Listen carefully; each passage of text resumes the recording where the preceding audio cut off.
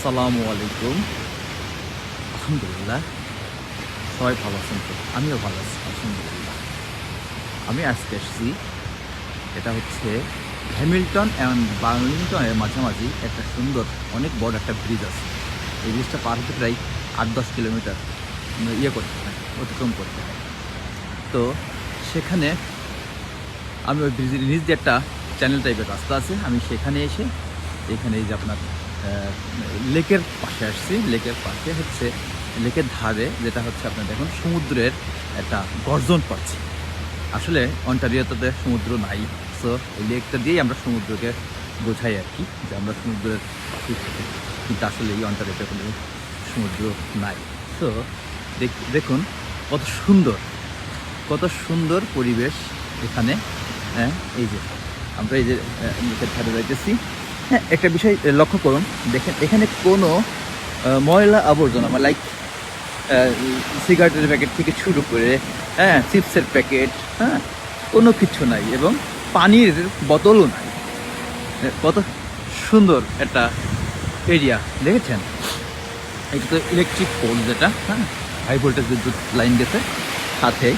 এখনই আপনাদেরকে আমি দেখাতে চাচ্ছি যে সমুদ্রের গর্জন, পানির যে গর্জনটা, যেটা কক্সবাজারের গভীর রাতে এই সমুদ্রের ধারে গেলে এই গর্জনটা অনুভব করা যায়।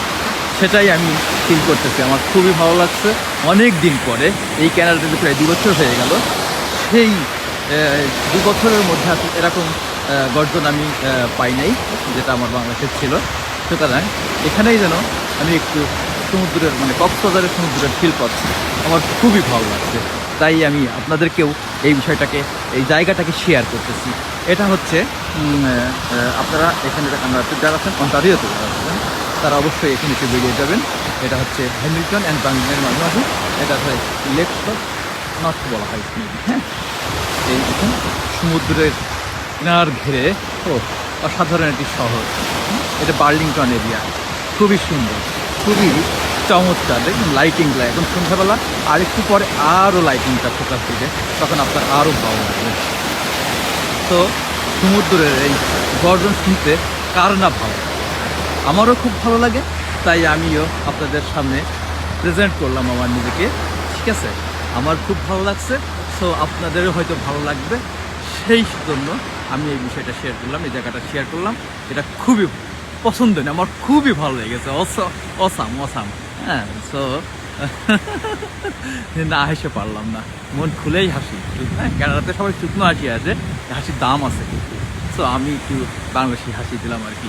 সবাই ভালো থাকেন, ধন্যবাদ।